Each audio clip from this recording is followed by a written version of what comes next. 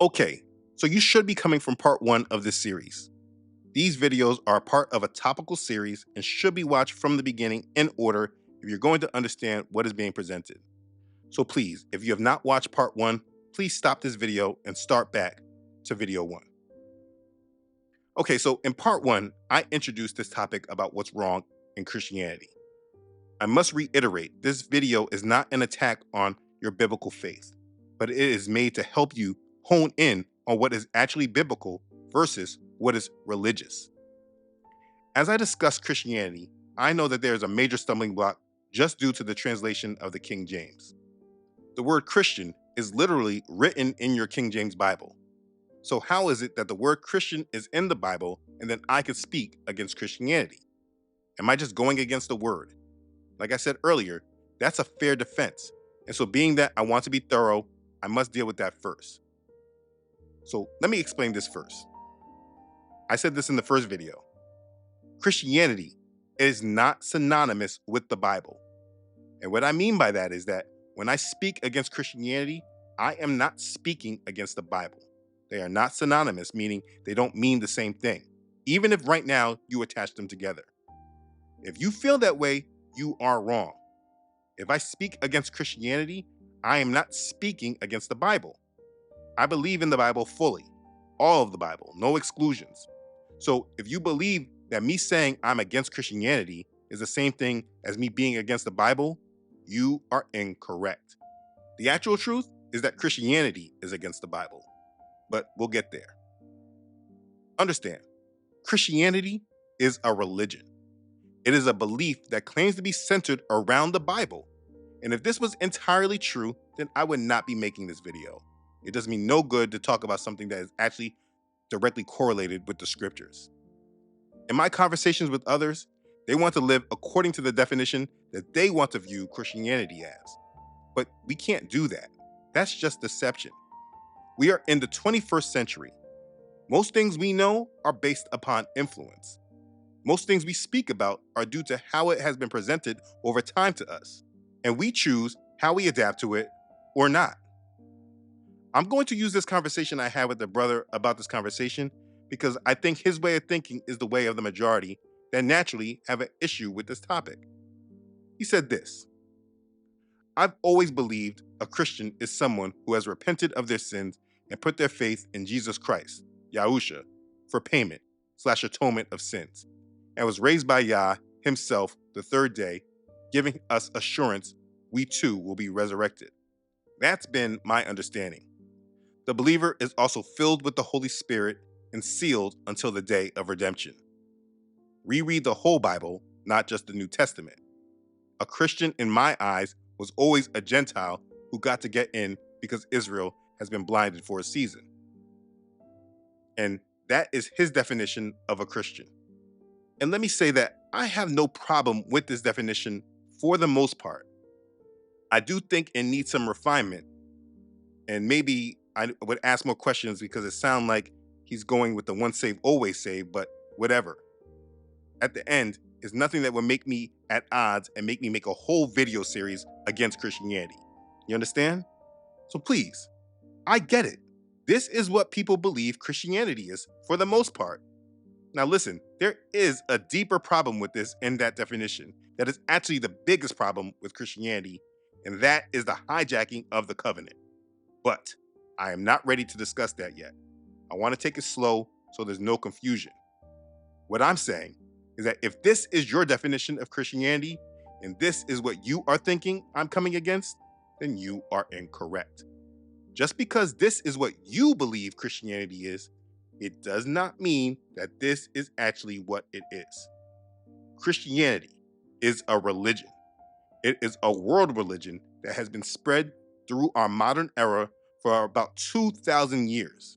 That definition that he gave and believed Christianity is will be better presented as what the way is. This is what the apostles said that they actually practiced. Not Christianity, they practiced the way.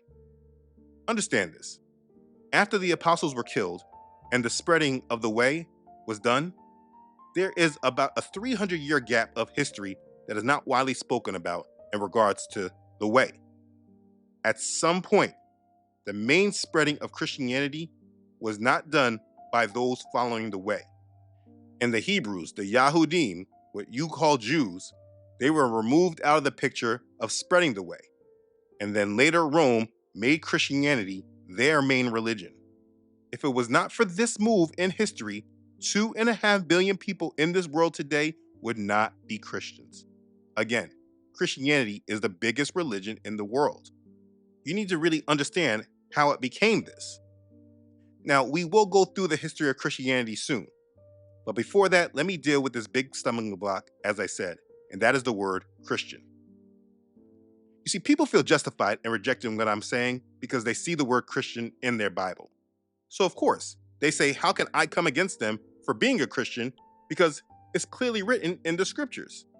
So I want to deal with that first because I get it and it's a very good point. Someone may challenge me and ask, well, how do you deal with these scriptures? Yet, if anyone suffers as a Christian, let him not be ashamed, but let him glorify God in this manner. 1 Peter chapter 4, verse 16. Another one. And when he had found him, he brought him to Antioch.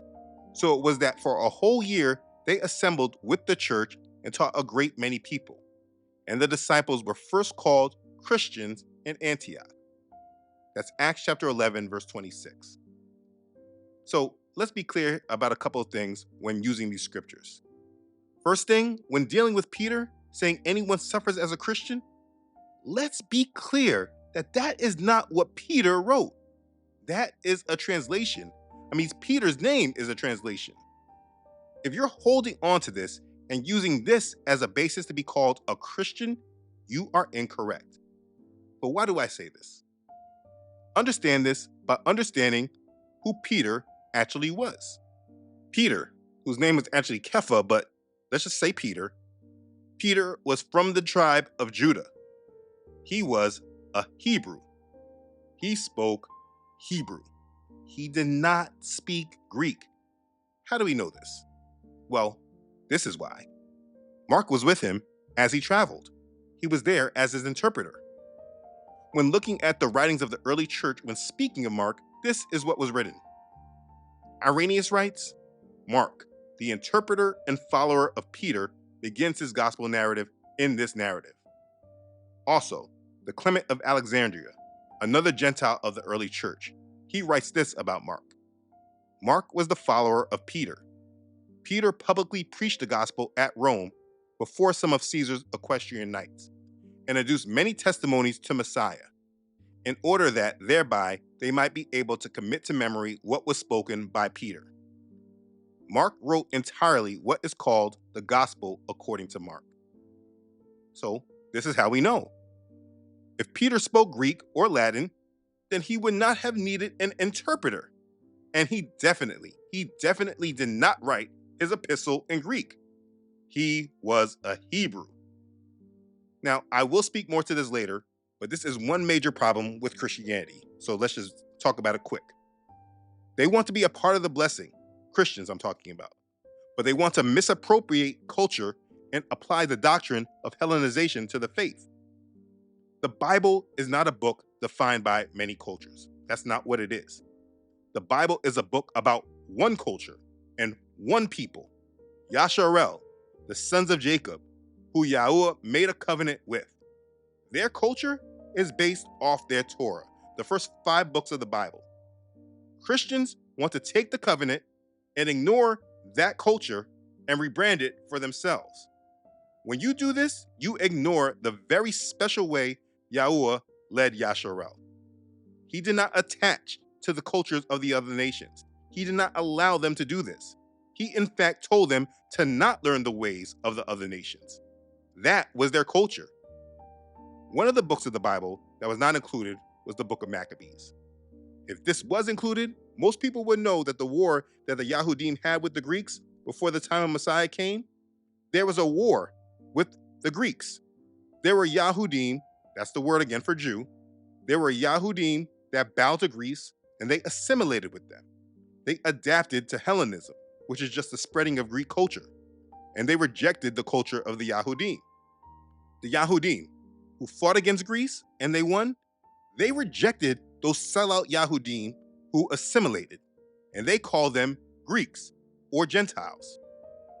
This is who were there in so many synagogues set up in Asia Minor and in Greece and in Spain that made Paul visit them. The Yahudim in Rome that Peter went to were not the same assimilated ones, but the ones that were taken by Titus as slaves when Rome first conquered and took control of Judea. That's a quick summary of the history, but I need you to understand that. What I'm sharing is that if this history was understood, then attaching Greek culture to the Yahudim would not be something that we would tolerate. But unfortunately, this is what Christians do. They attach any culture from the Gentile nations and they make it apply to the one nation of people in this world that were set apart from the other nations of the world. The rest of the world had it their way. Yahuwah set Yasharel apart from all nations. This was their way. And what Christianity does is it ignores all of that. It ignores the special set apart way that Yah had Yasharel. And they say all cultures come together and they can make and be whatever Christianity wants it to be. That's an overgeneralization, but this is really what the struggle is. I can show this very clearly that this is not right by using the writings of Josephus. Who is that? A Yahudim named Josephus wrote a book called The Antiquities of the Jews. He wrote this history of the Jews in Greek around the year 93 or 94. This was after Rome destroyed the temple and pushed the Jews out of Judea. The Antiquity of the Jews contains an account of the history of the Yahudim for Gentiles who come to know Josephus. And so maybe you want to say like, see, they did write in Greek. But just hold on, read this. There's a lot of history in that book, and it is understood who his audience is. But what he said in the last chapter of the 20th volume is important for historical context. I want you to read what he wrote. And I am so bold as to say, now I have so completely perfected the work I proposed to myself to do, that no other person, whether he were a Jew or foreigner, had he ever so great an inclination to it, could so accurately deliver these accounts to the Greeks as is done in these books. For those of my own nation freely acknowledge that I far exceed them in the learning belonging to Jews. I have also taken a great deal of pains to obtain the learning of the Greeks and understand the elements of the Greek language. Although I have so long accustomed myself to speak our own tongue that I cannot pronounce Greek with sufficient exactness. For our nation does not encourage those that learn the languages of many nations and so adorn their discourses with the smoothness of their periods. Do you understand that? I mean, this is very clear if you just apply it. This was the mindset of a Jew 20 years after the temple was destroyed. The culture of the Jews did not encourage those to learn the language of many nations. Notice he said he took a great deal of pains to learn Greek. It's not like it was just an easy subject people learned in high school. That was not the way of the Yahudim. And if you truly understood this faith, you must understand them. When Greece Hellenized the world, the Yahudim were to be set apart from all that. They were not to be allowed to be steered in the pagan culture of the Romans or the Greeks. And if you understand the history of the Yahudim, this understanding would always be a part of you. You can never forget it. He said it very clearly. Our nation does not encourage those that learn the languages of many nations.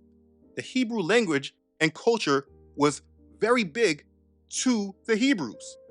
And so you cannot understand this people while ignoring their culture. But this is exactly what Christianity does. So what am I getting at here? When dealing with that verse from Peter, it says, yet if anyone suffers as a Christian, let him not be ashamed, but let him glorify God in this manner. That's 1 Peter 4:16. What I'm getting at is that Peter did not write Christian because Christian comes from Christos of Greek. He would have said Mashiach. He was with the Messiah. Mashiach is the word for Messiah. He wouldn't say Christos. He would have said Mashiach. He literally was with the Messiah. It would be better translated Messianus rather than Christian. You see, the reason why Rome uses Christos instead of Mashiach is because of syncretism. And I will get back to that word when we go over the history. When we use Christos instead of Mashiach, it's because we are attaching to the Greek pagan culture of this idea of an anointed one. The Greek word Christos means anointed one or chosen one. That's their word for it. By using Christos of the Greek, you are attaching with their pagan culture of an anointed one. This is how syncretism works. But I will explain that deeper as we get into the history. But my point is simple. When Peter wrote this epistle, he did not write Christos, attaching to the pagan Greeks of his time. It's also why we adapt to the Greek form of the Messiah's name and not the Hebrew name. Jesus does not match with Yahusha in transliteration from Hebrew. They adapted Greek culture to the faith very subtly and made the faith adapt to the Greeks instead of the Hebrew influence that it actually came from. And if you know the history, you'll understand why later. Christos is what Christians identify themselves from. Jesus is what they call our Messiah. All that influence is Greek. None of this is influenced from the culture that the Bible is written after. If you think that that's just a coincidence and is not something bigger behind it, you're not thinking deep enough. Let's look at the other scripture. What it says in Acts chapter 11, verse 26, that the disciples were called Christians. It says, "And when he had found them, he brought him to Antioch. So it was that for a whole year they assembled with the church and taught a great many people. And the disciples were first called Christians in Antioch." Okay, and listen, this is the same understanding, but it still does not matter. Again, it's translating using the Greek influence and not the Hebrew one. But even without that point, this is not what they call themselves. This is what others call them. Listen, read it, what it says. It says the disciples were first called Christians.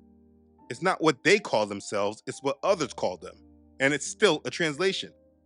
But listen, just because they were called this does not supersede the rest of the Bible and how our Father made the new covenant. Yeah, whatever, they were called Christians, but it does not say that they called themselves this.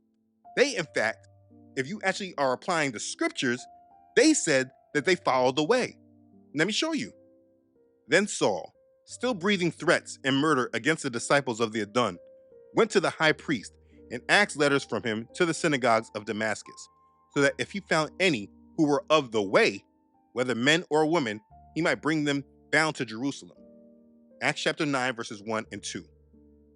Paul speaks and says, "I persecuted this way to the death, binding and delivering into prisons both men and women." He didn't say, "I persecuted Christians." He said, "I persecuted this way." Also, "But this I confess to you, that according to the way, which they call a sect, so I worship the Elohim of my fathers, believing all things which are written in the law and in the prophets." Acts 24, verse 14. According to the way, which they call a sect. He didn't say according to Christianity, which they call a sect. He said according to the way. So what am I getting at here? When Christianity was spread throughout the world, there was a direct effort to remove the influence that Yahweh had on his people, and they merged in their already pagan culture in with the culture of the Hebrews. They've done this through doctrine, but they've also done this through language, like the Pope says about language. Come diverse lingue, diversi idiomi per arrivare lì. Sort of a comparison, an example would be they're sort of like different languages in order to arrive at God. Ma Dio è Dio per tutti. But God is God for all. That is the doctrine of Rome. Many languages lead to the path of God. And they use this to bring the world into neo-pagan belief system that sounds biblical, but only from a top glance.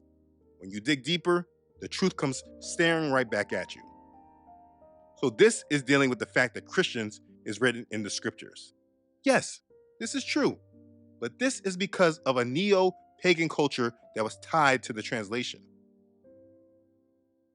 Now, listen, I'm not just drawing straws here. If this was the main issue and it wasn't deeper than that, none of what I said would matter, because the true culture and faith, it would still be there. But I want you to understand that every time you twist and you water down the truth becomes hidden step by step.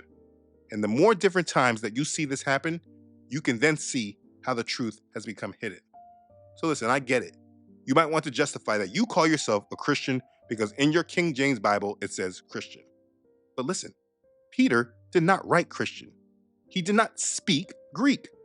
Paul even tried to make a problem about Peter because Peter wouldn't sit with the Gentiles. In Galatians 2, Paul writes, "Now when Peter had come to Antioch, I withstood him to his face, because he was to be blamed. For before certain men came from James, he would eat with the Gentiles. But when they came, he withdrew and separated himself, fearing those who were of the circumcision.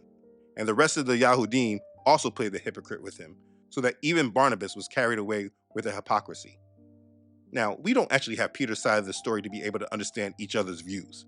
But we do know that he withdrew and separated from the Gentiles, as Paul says. To think that this man, who walked with Yahusha and denied him 3 times, who cut off the ear of a Roman soldier, to think that he later rejected the culture of his people to attach to the culture of those he deemed as sellouts is ridiculous.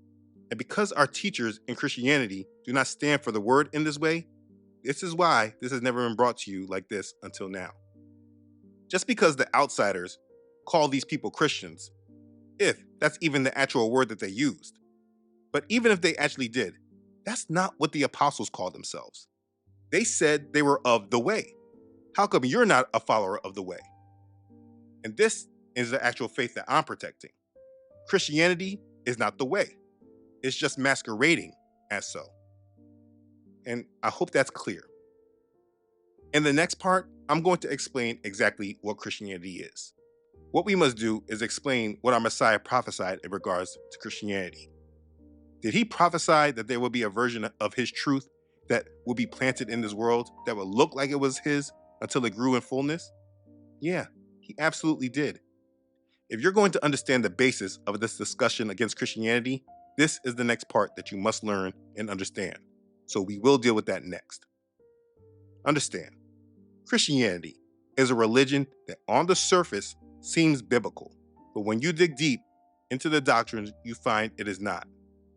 It is not a doctrine of service to our Father, but a doctrine of abusing grace, editing covenants, rejecting the way our Father actually chose to reach humanity, and making it only be about the way Christians want to receive him.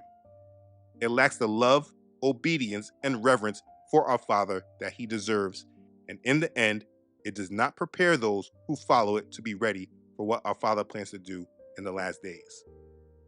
If you desire to be ready for our Father and his plan for us, you must come out of this religion of tares and come to our Father in truth. Please move to part 3 in this playlist and understand what our Messiah prophesied about this religion. Click the link in the next video and let's talk some more. Be blessed. Hallelujah. Praise Yah. Okay. Thanks again for watching. If this has blessed you, please like this and share this video with your family and your friends. This video series is highly important for those trying to be ready for our Father. This is part 2 of this series. Please click the link or just move on to the next video in the playlist. As always, I want to thank all who donate and contribute to this ministry. This series would not be possible without your support. I thank you sincerely. Be blessed. Okay, thanks again everyone for watching. See you in part 3. I love you all.